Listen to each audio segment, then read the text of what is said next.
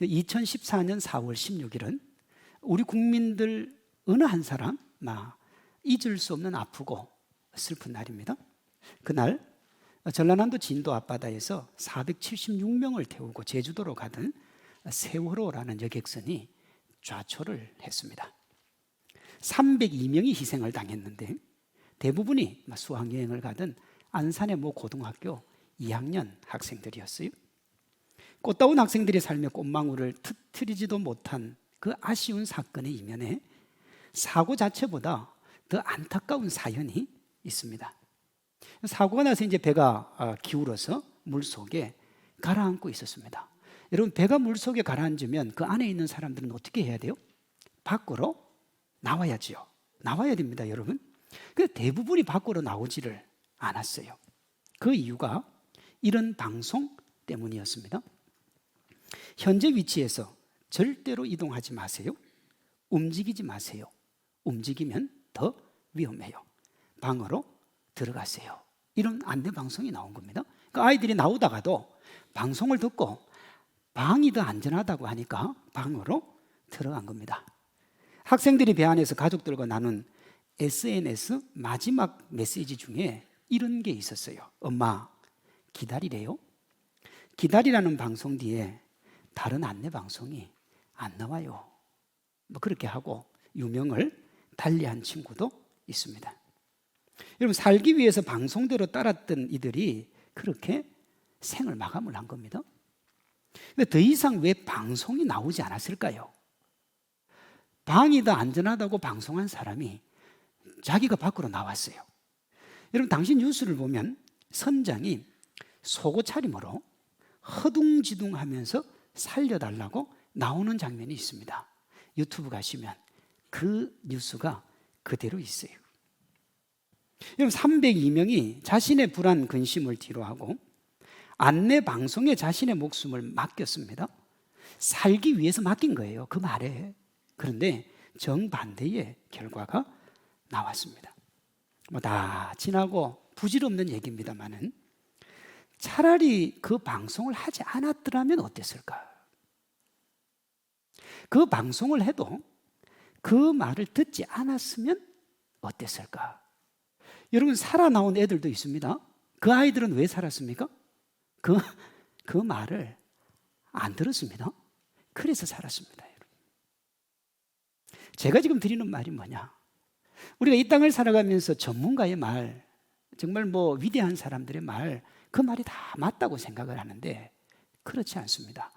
그렇지 않다는 걸 세월호가 가장 잘 보여줍니다. 우리가 세상을 살아가는 것도 마찬가지입니다.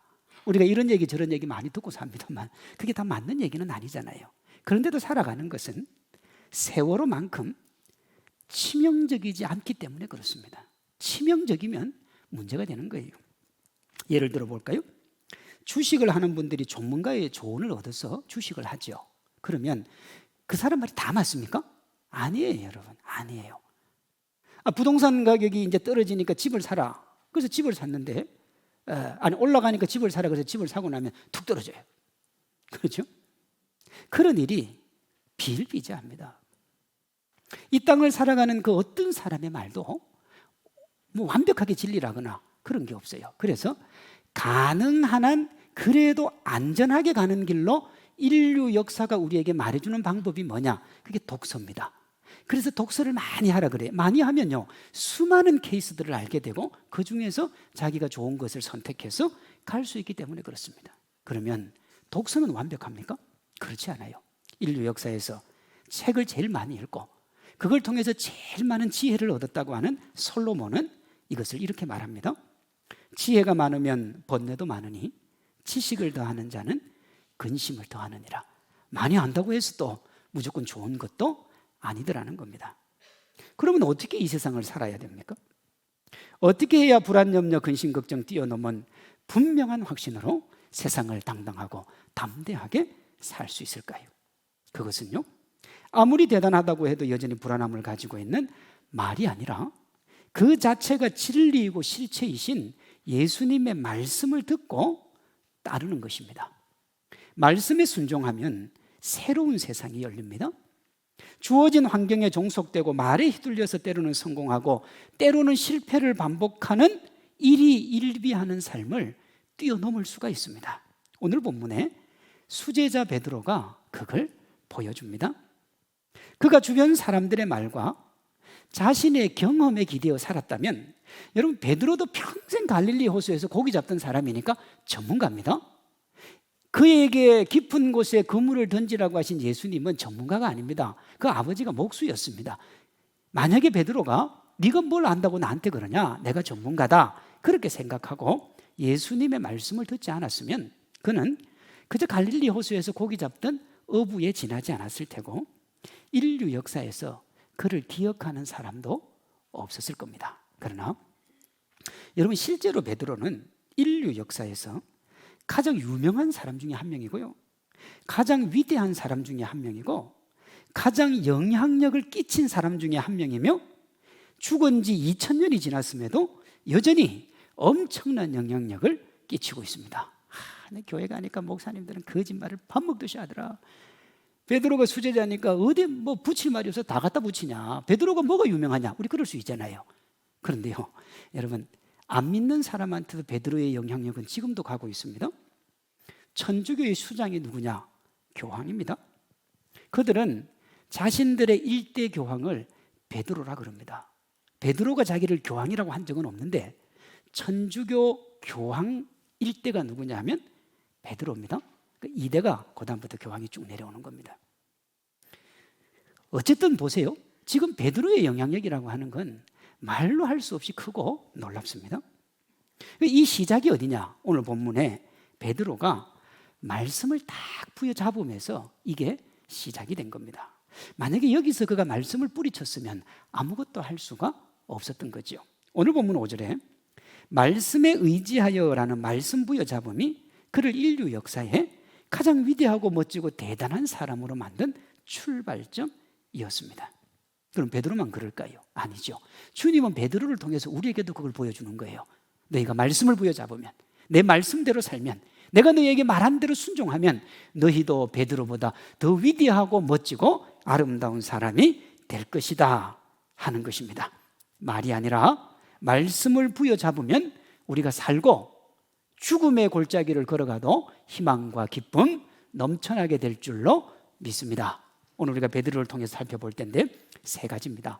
3가지라고 했는데 정말 큰 거 3가지를 제가 얘기 드리는 겁니다. 첫째, 말씀은 누구라도 자신을 직시하게 만듭니다. 이 말을 역어로 하면 누구도 말씀 앞에 서지 않으면 인간은 자기 자신을 직시할 수가 없다는 말입니다. 이런 말이 있죠.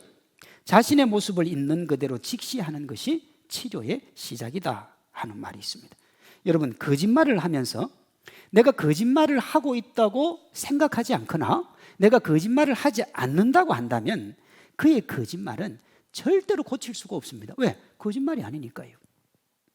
성경은 인간을 이렇게 얘기합니다. 이게 인간의 본질이에요. 의인은 없나니 하나도 없으며 깨닫는 자도 없고 하나님을 찾는 자도 없고 다 치우쳐 함께 무익하게 되고 선을 행하는 자는 없나니 하나도 없도다. 아멘이십니까? 안 해요. 아멘. 원래 안 해도 괜찮아요. 왜냐? 이걸 인정을 안 한다니까요. 내가 뭔 죄를 지었냐 이거예요. 내가 밖에 나가면 나보다 더한 사람 수도 끝도 없이 많잖아요. 그 사람들에 비하면 나는 천사예요. 안 믿는 사람은 뭐 말할 것도 없거니와 믿는 사람들도 자기가 죄인이라는 걸 그렇게 싫어해요. 설문조사를 보면 목사님이 강대상에서 안 했으면 하는 말 1등이 뭔 줄 압니까? 죄인 얘기 좀 안 했으면 좋겠다. 근데 이 성경은 자꾸 목사 보고 죄인 얘기를 하라는데 성도들은 그게 듣기 싫은 거예요. 왜냐하면 여러분 자신을 직시하기가 싫은 거예요. 말씀은 이런 우리를 제대로 보게 하는 변화의 출발점입니다. 8절에 보면 베드로가 이렇게 말해요. 시몬 베드로가 예수의 무릎 아래에 엎드려 이르되 주여 나를 떠나소서 나는 죄인이로소이다. 그래. 근데 이 시작이 뭔 줄 압니까? 말씀에 순종한 겁니다. 5절에 예수님이 깊은 곳에 그물을 내리면 물고기가 잡힌다 이렇게 말씀을 하세요. 베드로는 밤새도록 수고했지만 물고기를 못 잡았습니다. 그렇게 얘기합니다. 여기에 두 가지 의미가 들어 있습니다. 하나는 뭐냐 그러면 예수님보다 자기가 전문가다 이 말입니다. 내가 밤새도록 고기를 잡았습니다. 여러분, 깊은 곳에 그물을 던져서 고기가 나올 줄 알았으면 그물을 안 던졌겠습니까? 밤새도록 고기를 잡았는데 그 아침에는 깊은 곳에서 던져봐야 물고기가 안 나올 상황이었던 거죠. 베드로는 경험적으로 그것을 알고 있었습니다. 그래서 어떻게 해요? 말도 안 된다. 기본적으로 그렇게 생각을 한 거예요. 동시에 없지만은 하는 말이 있습니다. 없습니다. 그러나 내가 당신 말을 한번 믿어보겠습니다 하는 건 뭐냐 그러면요, 자신의 한계에 대한 인정입니다. 예수님이 보니까 말씀이 대단해요. 사람들이 막 따라다녀요. 그렇다 그러면 한번 들어볼까, 그런 생각도 있었던 거죠. 이렇습니다. 나는 더 이상 그물 내릴 마음이 없지만 당신이 하라고 하니 한번 해보겠습니다. 그렇게 반신반의하면서 예수님의 말씀 붙잡고 그물 던진 결과가 뭐냐, 6절에 그물이 찢어질 정도로 많은 물고기를 잡은 겁니다. 그러면서 베드로는 객관적으로 자신을 보기 시작합니다. 여러분, 사람에게 가장 힘든 게 뭐냐? 객관적으로 자기 보는 게 그렇게 힘들고 어렵습니다. 정말 어렵습니다.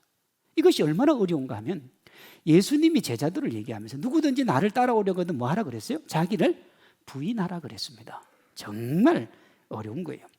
삶에서 가장 힘든 것이 자기하고 싸우는 겁니다. 그 이유는 자신을 있는 그대로 직시하지 못하기 때문에 그렇습니다. 베드로를 보세요. 예수님이 깊은 곳에 그물을 던지라니까 뭐라고 그럽니까? 예라고 안 합니다. 토를 답니다. 내가 밤새도록 수고했지만. 그 기저에 뭐가 있느냐? 교만함도 있고 오만함도 있습니다. 이 오만함이 그러면 베드로에게만 있습니까? 아니요, 다 있습니다. 여러분 한번 보세요. 누군가가 서로 대화를 할 때 내가 아무것도 몰라요. 아무것도 모르면 가만히 있어야 되는데 꼭 한마디 합니다. 사람이 다 그래요. 조금 알면 아는 데까지 자기 주장합니다. 상당히 알면 강하게 자신의 것을 주장합니다. 그러면서 뭐가 일어납니까? 싸움이 나는 겁니다. 싸움이. 우리가 알면 얼마나 알고 가지면 얼마나 가지고 있습니까? 예를 들어서 지금 막 정치권이 난리도 아닙니다. 와, 좀 보고 있으면 막 한심스러워 죽겠습니다. 근데 왜 그렇게 치열하게 싸웁니까? 자기 잘났다고. 근데 왜 국민들은 아무것도 모르면서 그래 또 같이 싸웁니까? 안다고 생각을 하니까. 근데 실제 몰라요, 여러분. 어떻게 알아요? 우리 교회 성도들이 매주일마다 제 설교를 듣습니다. 여러분들 중에 나는 우리 목사님을 잘 알아 그러시 몰라요, 여러분. 모른다니까. 혼자만 아는 거예요. 착각이죠. 베드로도 그랬습니다. 그랬던 베드로가 어떻게 스스로를 죄인이라고 했나? 예수님이 네 죄인이라고 말도 안 했는데 베드로가 스스로 죄인이라고 그래요. 그게 뭐냐? 말씀의 힘입니다. 여러분, 참된 변화는 말씀 앞에 자신을 세우면서 시작하고 말씀에 순종하면서 진행이 되고 끝까지 말씀을 붙잡을 때 완성이 됩니다. 8절 다시 보겠습니다. 주여 나를 떠나소서 나는 죄인으로소이다. 예수님이 네가 죄인이라 얘기도 안 했어요. 그런데 자기가 죄인이래요. 왜요? 내 생각대로 아무것도 안 됐는데 하나님의 말씀대로 다 되더라는 거예요. 그 말씀에 비추어 보니까 나는 죄인이었던 겁니다. 이런 말이 아니고 말씀이 나를 바꿉니다. 말로는 안 바뀌어요. 제가 그랬잖아요. 말씀으로 그 사람이 안 변했는데 상담 치료를 받고 바뀌더라. 심각한 사람이에요. 정말 바꾸는 말씀 앞에도 안 바꾸는데 어디 엉뚱한 데 가서 사람이 바뀌어오잖아요. 그럼 좀 문제가 있는 거예요. 우리 모두가 말씀 앞에서 자신이 죄인이라는 걸 직시하고 하나님께 용서를 구함으로 베드로처럼 진정한 하나님의 사람으로 거듭나시기를 바랍니다. 다음으로 말씀은 우리의 삶을 하나님의 은혜로 풍성하게 합니다. 여러분, 성경 전체에서 드러나는 베드로를 보면 성실하고 정직한 사람이에요. 참 성실해요. 여러분, 오늘 본문을 보세요. 밤새도록 고기를 잡았습니다. 저녁에 고기 잡다가 안 되면 어떻게 해요? 집에 가서 자야죠. 고기가 안 잡히는데. 그런데 밤새도록 잡았어요. 왜요? 가장이에요. 내가 고기를 잡아가지 못하면 우리 가족이 먹고 살기 힘든 거예요. 그래서 성실하게 살았다. 책임감이 강한 거죠. 사랑받을 만하고 칭찬받을 만한 삶의 자세입니다. 모든 사람이 따를 만한 성실 인생의 모범이에요. 그런데 여러분, 오늘 베드로가 자기가 노력하고 수고한 만큼의 열매를 거두지를 못했어요. 그렇죠? 여러분들 인생도 한번 되돌아보십시오. 내가 살아오고 수고하고 노력한 만큼의 열매를 항상 거둡니까? 못 거둘 때가 참 많습니다. 이 정도 하면 이 정도 열매가 나올 것도 같은데 안 나올 때가 참 많아요. 반대도 있습니다. 별로 한 것도 없는데 또 열매를 많이 걷는 사람도 있어요. 성실하게 산다고 해가지고 그 성실의 열매를 얻는 것이 아니고요, 게으르게 산다고 해서 그 게으름의 열매를 다 얻는 것도 아니에요. 모릅니다, 인생을요. 5절에 베드로의 대답 중에 우리가 밤이 새도록 수고하였으되 잡은 것이 없다 하는 말은 뭐냐면 성실한 삶의 답답함에 대한 토로입니다. 정말 아픈 거죠.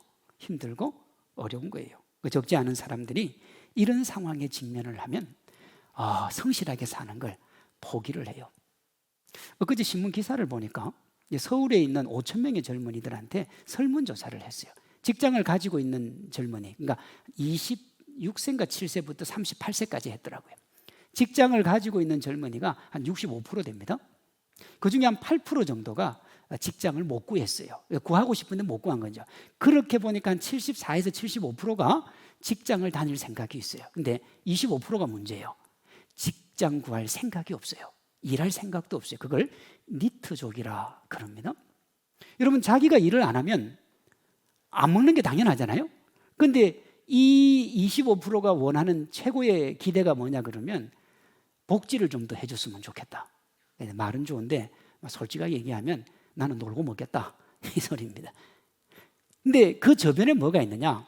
성실하고 정직하게 산다고 해서 그 열매를 거둘 수 있는 게 아닌 사회다. 부모 잘 만나고 상황을 잘 만나야 되지 열심히 한다고 되는 건 아니다 하는 생각을 우리 시대 젊은이들이 가지고 있는 겁니다. 그러면 어떻게 된다고요? 그냥 놀고 먹고 공짜로 먹으려고 합니다. 근데 우리 성경은 그럴수록 어떻게 해야 되느냐? 오늘 베드로를 보세요. 말씀을 더 열심히 붙들어야 된다, 그렇게 얘기합니다. 말씀에 의지해서 그물을 내리는 겁니다. 베드로가 그렇게 했어요. 그물을 내리니까 어떻게 됐느냐? 6절 7절입니다. 그렇게 하니 고기를 잡은 것이 심이 많아 그물이 찢어지는지라 이에 다른 배에 있는 동무들에게 손짓하여 와서 도와달라 하니 그들이 와서 두 배의 채움에 잠기게 되었더라. 내가 수고하고 노력하고 열심으로 살아가도 아무것도 못 얻었는데 주님 말씀 순종하니까 100% 얻었는데 얼마만큼 얻었느냐? 두 배에 잠기게 되었더라. 여러분, 도대체 고기를 얼마나 싫으면 배가 잠길 만큼 내려갈까요? 이 말은 무슨 말이냐 하면 그가 누릴 수 있는, 받을 수 있는, 얻을 수 있는 최대한의 것을 얻었다, 이 말입니다. 뭐가요? 말씀대로 순종하니까요. 그물이 찢어질 만큼의 많은 물고기가 잡혔고 동료들도 그걸 누리는 축복이 다가왔습니다. 여러분, 말씀대로 하면 안 되는 게 아니라 말씀대로 해야 됩니다. 말씀을 의지하는 것이 나약한 게 아닙니다. 세상 사람들은 나약하다 그래요. 왜 자꾸 말씀하냐? 이거 네 힘으로 살아가라. 여러분, 그게 나약한 게 아니고 말씀 의지하는 것이 가장 강한 것인 줄로 믿습니다. 왜 강하냐? 말씀을 의지하려고 말을 의지하면 내가 살아가는 거예요, 내 힘으로요. 근데 말씀을 의지하면 그때부터는 누가 이끌어 가시느냐? 전능하신 하나님이 우리의 삶을 이끌어가는 겁니다. 이걸 뭐라고 하느냐? 은혜 인생이라 그래요. 여러분, 인생은 수많은 상황이 있고 우리는 그 수많은 상황들 속에서 뭔가를 선택을 해야 됩니다.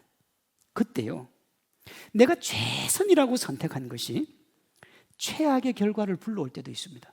나는 최선을 다했어요. 이게 최선이었어요. 그런데 결과가 최악이에요. 그래서 여러분, 우리의 힘으로 살아가는 인생이 고단한 겁니다. 내 힘으로 살아가는 인생이 고단한 거예요. 부명의 권세 권력을 누리고 있어요. 건강도 있어요. 그런데도 불안해요. 왜요? 어떻게 될지 모르니까. 그래서 운동 많이 하는 사람이 건강한 사람들이 많이 합니다. 많이 해요. 여러분, 진짜 운동 안 해도 될 사람이 다 운동해요. 제가 여기 차 타고 가다 보니까 요 농협 빌딩 옆에 내일부터 운동하면 돼지 그러냐. 내일부터 운동을 오늘부터 해야 된다 이 말이에요. 참, 내가 살아가는데도 불구하고 왜 불안합니까? 가지고 있는데도 왜 불안합니까? 내가 살아가니까.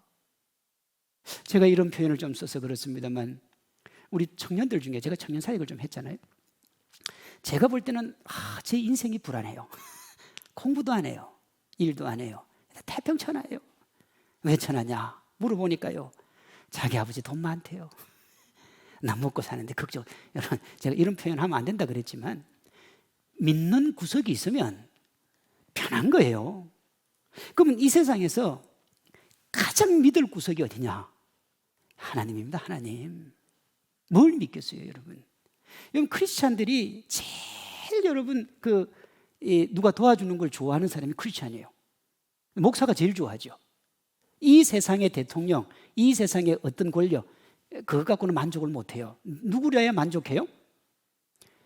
완벽하신 하나님이어야 만족한 거예요. 그걸 다른 말로 뭐라고 그러냐? 은혜 인생이라 그렇게 이야기한다고요. 어떤 분이 하나님이 베푸시는 은혜 인생을 요트에 비유를 했더라고요. 자기 힘으로 사는 인생이 노를 젓는 보트라면 하나님의 은혜로 사는 인생은 요트라는 겁니다. 잘 보세요. 이런 보트의 속도는 내가 얼마나 노를 빨리 젓느냐에 달려 있습니다. 열심히 저으면 잘 가요. 젓다가 힘이 빠지면 천천히 갑니다. 다른 변수가 없어요. 내가 어떻게 하느냐예요. 그러다가 낙심하면 더 이상 배는 안 갑니다. 인생이 제자리 걸음이에요. 그래서 낙심하고 실망하면 인생을 내가 어떻게 할 수가 없어요. 답답한 세상에 멈추게 하면 망망대해에 갇혀서 오지도 가지도 못하고 허우적거리다가 몸과 마음은 말라버리고 자신의 의지와 무관하게 고통 속에 처하게 되는 겁니다. 그러나 전능하신 하나님이 허락하시고 인도하시는 은혜 인생은 달라요. 은혜 인생은 보트에다가 큰 돛을 하나 단 요트의 인생이다, 그렇게 얘기했어요. 여러분, 요트는 보트와 다릅니다. 배 위에 달린 돛으로 인해서 노를 젓지 않아도 바람만 잘 맞으면 그냥 가요. 바람만 잘 맞으면. 제가 예전에 중동부 사역할 때 윈드서핑을 한강에서 한 적이 있습니다. 근데 여러분, 윈드서핑은요, 돛을 딱 세우고 바람만 딱 잘 맞으면요, 잡고만 있으면 그냥 가요. 내가 뭐 안 해도 돼요. 노를 저을 필요도 없고요, 노력할 필요도 없어요.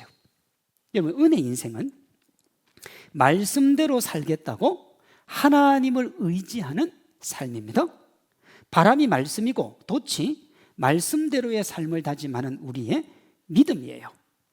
은혜의 인생은 말씀대로 살겠다는 믿음의 돛을 활짝 펴고 하나님께서 불게 하시는 은혜의 바람을 맞고 앞으로 나아가는 인생입니다. 내 힘으로 사는 것보다 몇십 배, 몇백 배 효과적이고 힘이 있는 인생이에요. 그래서 성경에 30배, 60배, 100배라는 말이 그렇게 나오는 겁니다. 자신의 힘으로 살다가 낙심한 베드로가 하나님이 주시는 말씀을 믿음으로 받고 그물을 내리면서 전에 누리지 못했던 축복을 받았습니다. 단순히 자기만 먹고 사는 인생이 아니라 차고 넘쳐 나누어주는 인생이 된 거예요. 여러분, 우리가 나 하나 먹고 살자고 그렇게 힘을 다해서 달려가지 않습니까?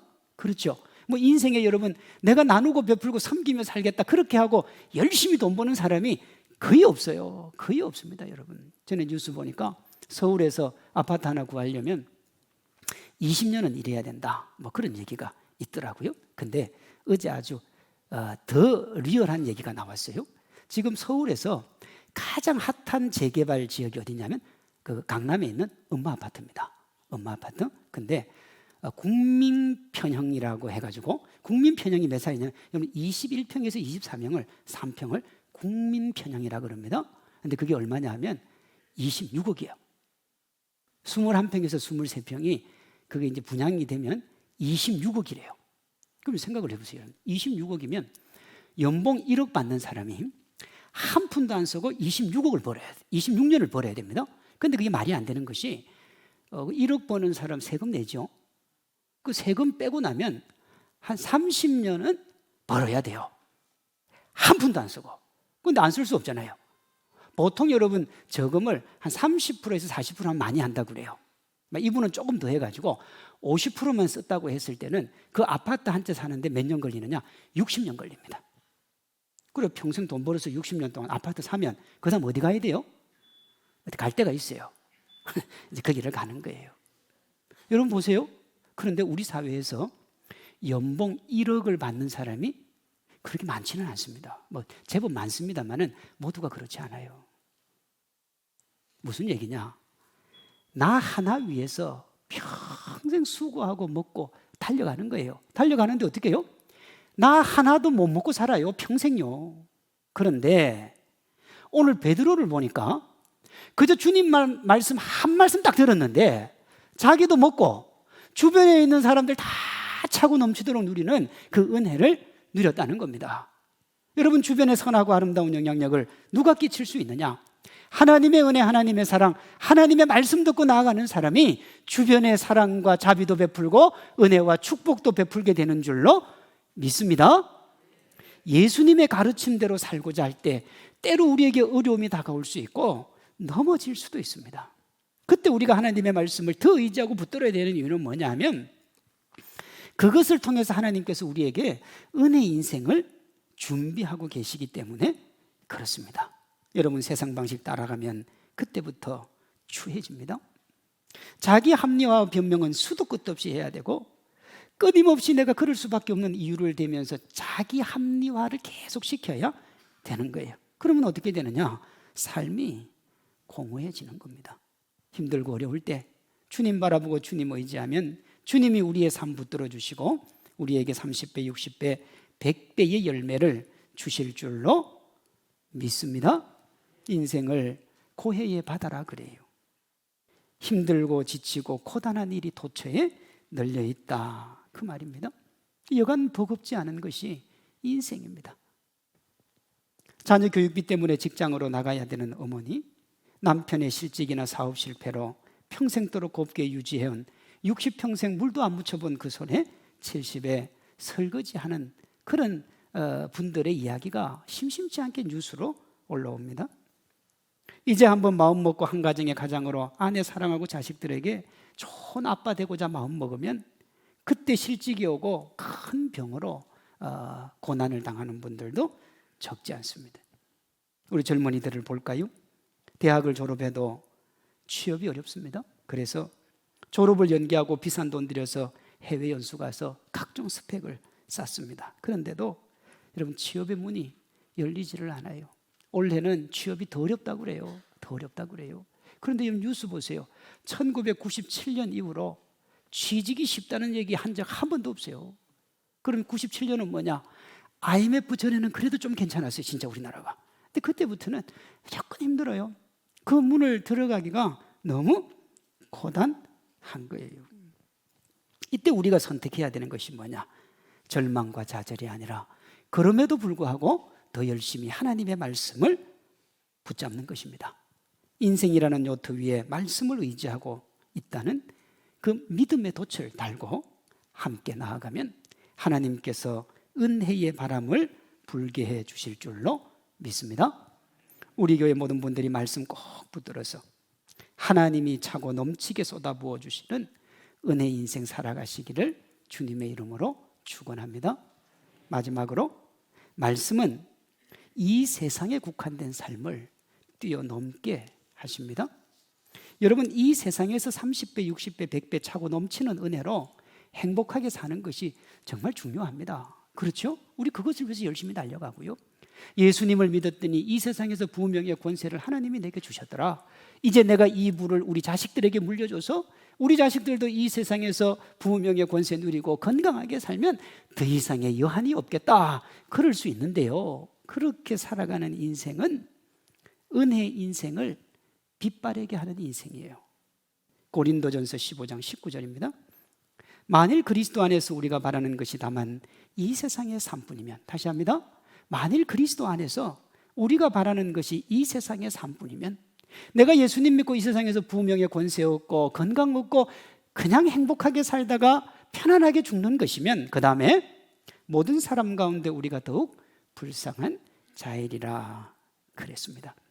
크리스찬은 이 세상에 국한된 삶을 뛰어넘어야 된다는 겁니다. 크리스찬의 정체성이 이 세상에 속한 자가 아니기 때문에, 이 세상에 살지만 이 세상을 뛰어넘어 살아가는 이들이 그리스도인이기 때문에 그렇습니다. 예수님이 이것을 정말 차고 넘치도록 고기를 잡고 기쁨 가운데 있는 베드로에게 10절에 보면 이렇게 말씀하세요. 이제 후로는 네가 사람을 취하리라. 고기 아니라는 거예요. 이것을 좀 더 자세하게 설명하고 있는 것이 병행구절인데요, 마태복음 4장 19절에 이렇게 되어 있습니다. 나를 따라오라. 내가 너희를 사람을 낚는 어부가 되게 하리라 그랬어요. 물고기 잡는 인생, 이 세상에 만족하는 인생, 그렇게 살지 말라는 거예요. 내가 너를 부르는데 이제 이 땅의 삶을 뛰어넘어 영혼을 향해 나아가라는 거예요. 그때 베드로가 이렇게 반응합니다. 11절입니다. 그들이 베드로를 육지에 대고 모든 것을 버려두고 예수를 따르니라 그랬습니다. 여러분, 깊은 데로 가서 그물을 내려 고기를 잡으라는 말씀을 의지해서 얻은 게 뭐냐? 이 세상에서 최고의 삶인 은혜 인생을 산 것입니다. 말씀을 의지하면 이 세상에서 축복된 인생 살아갑니다. 그날 밤에 아무도 못 얻었습니다. 요한도 못 얻었습니다. 다 빈배였습니다. 그런데 주님 말씀 듣고 베드로 배가 꽉 차고 주변에 있는 배도 꽉 찼습니다. 말씀 의지하면 이 세상을 멋지게 살아갈 수가 있습니다. 그렇게 말씀에 아멘해서 이 축복 받아 누리시기를 바랍니다. 후에 베드로가 사람을 낚는 어부가 되게 하리라는 그 말씀에 의지해서 얻은 것이 뭐냐? 세상을 뛰어넘는 사명자의 삶입니다. 베드로가 그것도 얻었습니다. 네가 이제 사람 낚는 어부가 되게 하리라 아멘 했더니 하나님께서 인류 역사에 가장 위대하고 멋진 하나님의 사람으로 세워주시더라는 거예요. 우리 주변에 보면 가끔 저분이 예수님을 잘 믿는 사람이 어떻게 저렇게 예수님을 잘 믿을까? 의지가 세서 그런가? 그럴 수 있는데, 여러분, 의지가 아니라 말씀에 붙들려서 그렇습니다. 베드로와 제자들을 보세요. 영혼을 구원하는 제자의 삶을 위해서 모든 것을 버리고 예수님을 따랐다 그랬습니다. 그런데 이게 웃기는 게요, 베드로가 잠시 전만 해도 자기의 모든 걸 다 쏟아가서 뭐 했느냐 그러면 내 처자식 먹여 살리기 위해서 목숨 걸었던 사람이에요. 그런데 어떻게 갑자기 그 모든 걸 다 버리고 갑니까?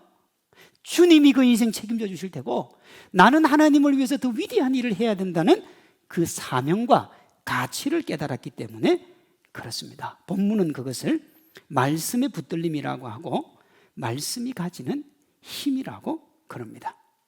예수님의 말씀이 세상의 말과 다를 바가 없었다면 주저앉았겠죠.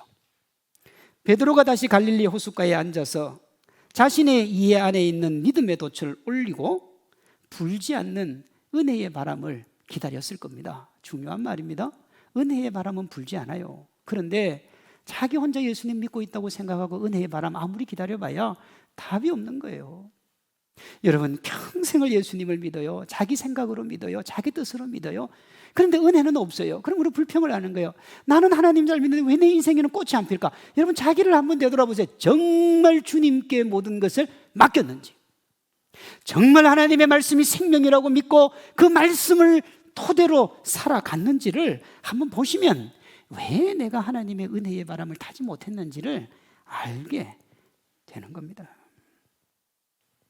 우리가 말씀에 붙들려 하나님의 은혜 가운데 나아가면 하나님의 기쁨 속에 살아요. 그러나 말에 붙들리면 그냥 그 인생 고단한 거예요. 볼까요?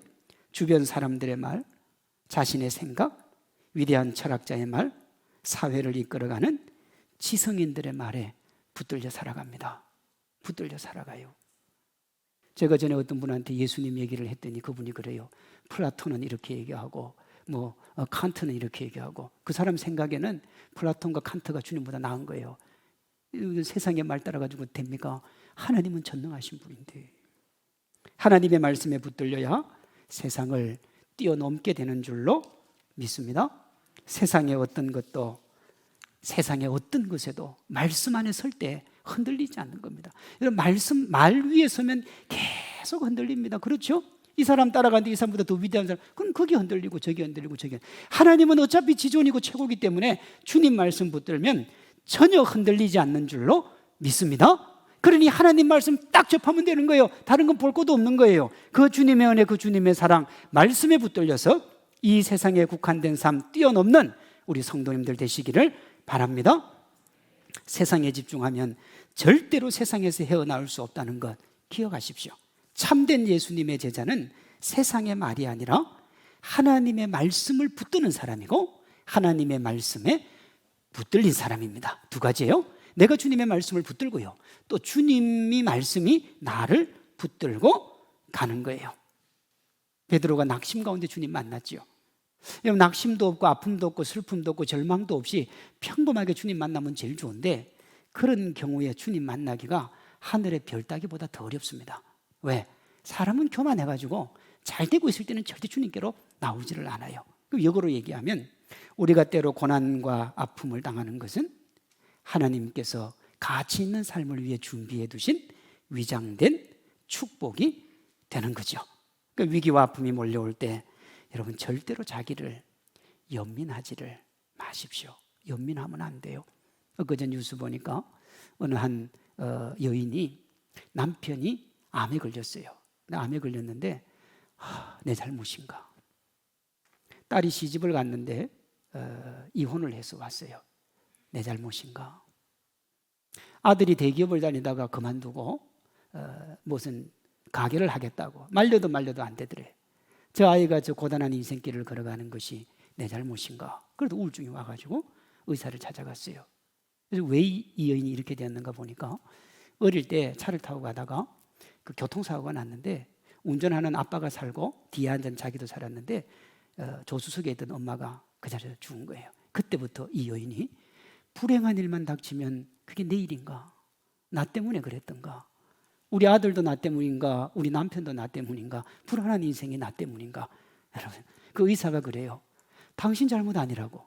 당신은 당신의 인생을 살고 그 사람은 그 사람의 인생 사는데 당신이 그런 생각을 가지면 가질수록 고단하니까 떨쳐버리라고. 사랑하는 성도 여러분, 자기 연민하지 마십시오. 내 잘못인가? 내가 뭘 실수해서 그런가? 그게 아니고 하나님께서 수렁에 덮쳐 있는 우리를 일으켜 세우기 위해서 때로 우리에게 아픔을 주시는 겁니다. 그러니 자기 연민할 필요 없고요, 베드로처럼 말씀 바라보고 말씀 부여잡고 말씀과 함께 가면 그것이 우리에게 기회가 되고 하나님이 주시는 은총이 될 줄로 믿습니다. 여러분, 새를 벼르기 위해서 쇠요 두들겨야 되지만 새가 아플 것 같다고 담금질을 멈추면 안 되고요, 정금을 얻기 위해 풀무불을 지나가야 되는데 뜨거울 것 같아서 불을 끄면 안 돼요. 왜냐? 담금질을 멈추면 질 좋은 철이 만들어질 수 없고요, 풀무불을 지나지 않으면 높은 순도의 금을 얻을 수가 없어요. 신앙생활도 마찬가지입니다. 쇠를 담금질하듯 정금을 얻기 위해 풀무에 넣듯이 때로 하나님이 삶의 현장에서 우리로 하여금 고단한 인생의 골짜기를 지나가게 하실 때가 있어요. 뭐 하라고요? 말씀 부여잡으라고요. 자기 연민이 아니고 주님 말씀 부여잡으라고요. 다윗은 어떻게 했습니까? 내가 사망의 엄침한 골짜기로 다닐지라도 해를 두려워하지 않는 것은 주께서 나와. 다 열심히 주님 손 부여잡았습니다. 그때 우리가 세상의 말이 아닌 하나님의 말씀을 택했기 때문에 주님께서 우리에게 은혜 인생 허락하시고 하나님 나라를 위해 살아가는 멋진 업그레이드된 삶의 주인공 되게 해 주실 줄로 믿습니다. 우리가 베드로처럼 말씀 붙들고 주님 바라봄으로 자기 자신을 직시하고 은혜 인생 살아가고 또 은혜 인생 너머에 계신 하나님의 나라를 위해 살아가는 모든 것을 누리는 행복한 주님의 백성 되시기를 주님의 이름으로 축원합니다.